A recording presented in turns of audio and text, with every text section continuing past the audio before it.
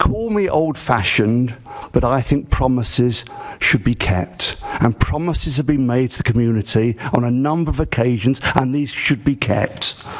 In 1993, when the freehold was sold, this is what the chair, the leader of Merton Council said to the community, where there was some great hostilities to the sale. I'm totally committed to ensuring this area remains part of Merton's green spaces. Now it is enshrined forever in council minutes. It will show future councils and future residents that when we decide to sell this land, we did so ensuring it be kept as open space, and we did so determined that the next owner and any future owner will be denied forever the opportunity to use this space for any development. And the chair of the All England Club at the time, John Curry, said, "We completely understand and support everyone's determination," and we purchased the land on that basis. In 2018, when the leases were bought out, when the golf club lease was bought out, the All England Club said, for the avoidance of doubt, there have never been any and never will be any plans to build any structures that would be completely out of character for the AELTC and the championships. Any future proposals will be delivered in partnership with the local community. That's what we're asking for. We're asking for you to keep your word. Simply that. It sets a dangerous London-wide and national precedent for development on the Greenbelt, and it means permanent loss of this park for us.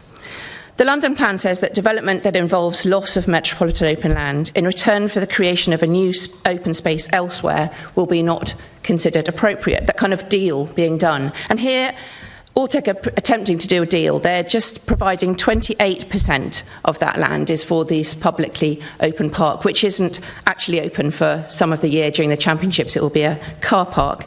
And 72% of the land will be permanently lost to this overdevelopment. So local people are the losers in this deal, and that's not how metropolitan open land should be approached. But that list of community use arrangements is not community use.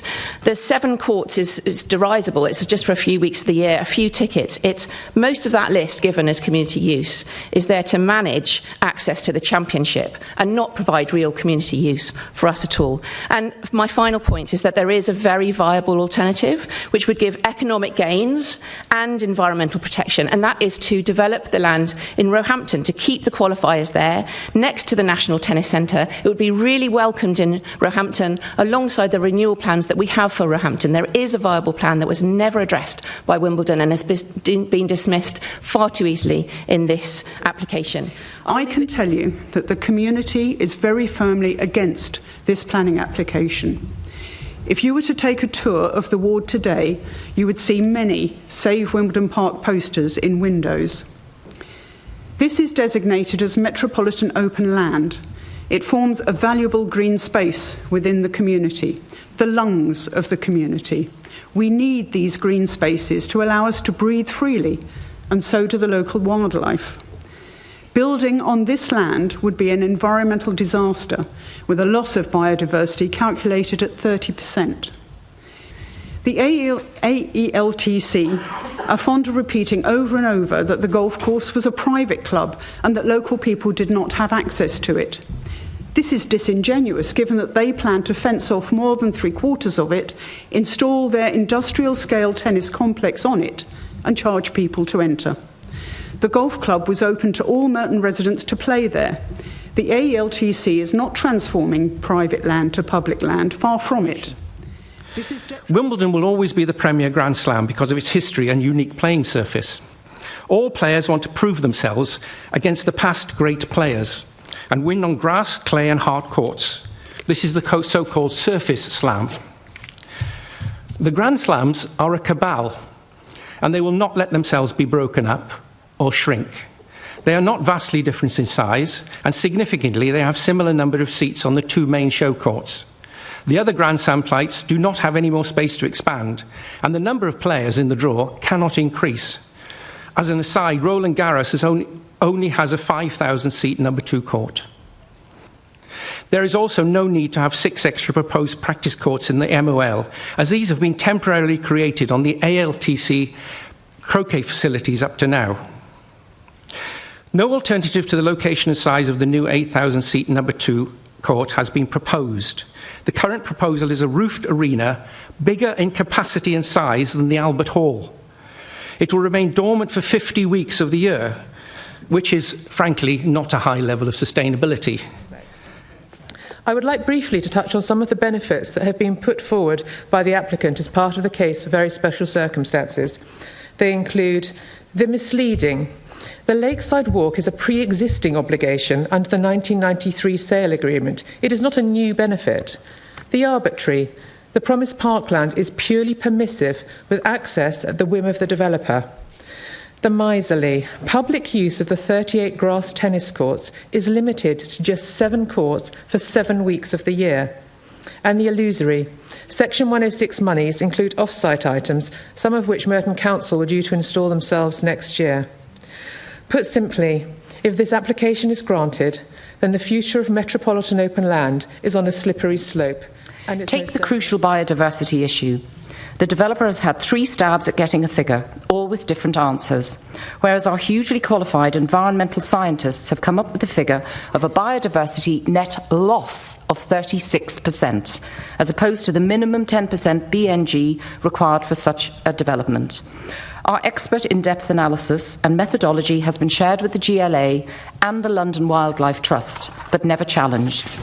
We understand that LWT have carried out no independent surveys, merely relying on AELTC data.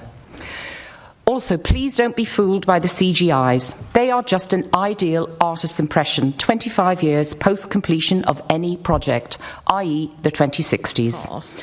But also the lovely CGI showing tennis courts, you know, the underpinning of tennis courts.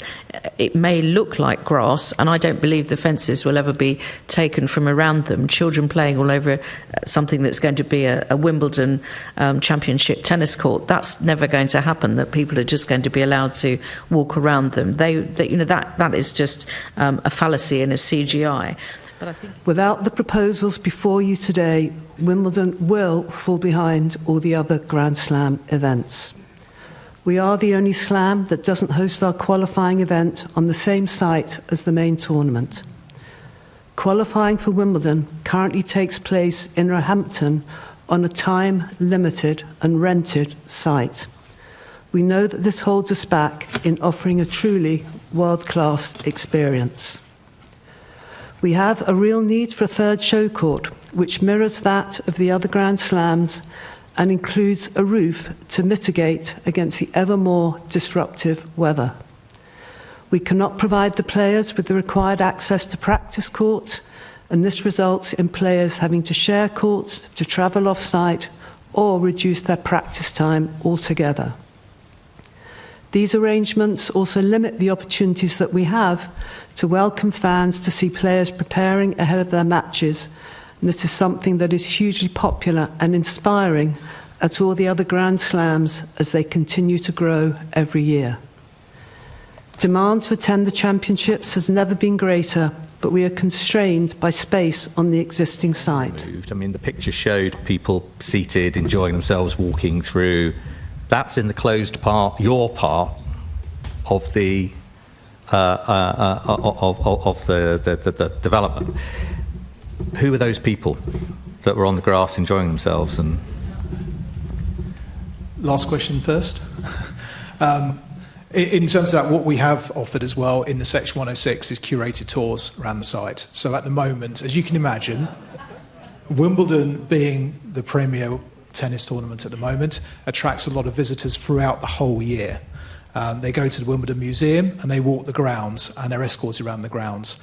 And what we've done and what we're looking at is curated tours across the whole... Sorry to interrupt. Can you put a number on that currently? How many? We've got a number of 10,000, I think... Sorry, what do you mean? A number of people, sorry. The number of people in the year. Close sorry, to if you said it, I missed it. So 100,000 people currently visit the grounds outside the championships. 39 new courts.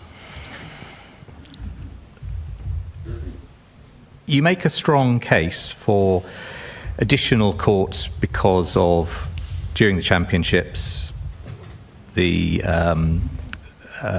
practice warm-up sessions, major players having to share courts, doesn't happen in other Grand Slam tournaments. But that doesn't require 39, does it? if you'll let me, I'm just going to pass this to Sally Bolton, Chief Executive, who's going to answer the question. Thank you. I think the first thing I would say is that as we looked at this development and what we wanted to try and achieve, 39 courts is really the minimum that we could work with. But as we considered a heritage-led landscape approach, which you've heard much about and is very much part of the application, the number we ended up with was very much driven by protecting the veteran trees and ensuring that we had the right layout and the number of courts with the space that we had available, thinking of that in mind.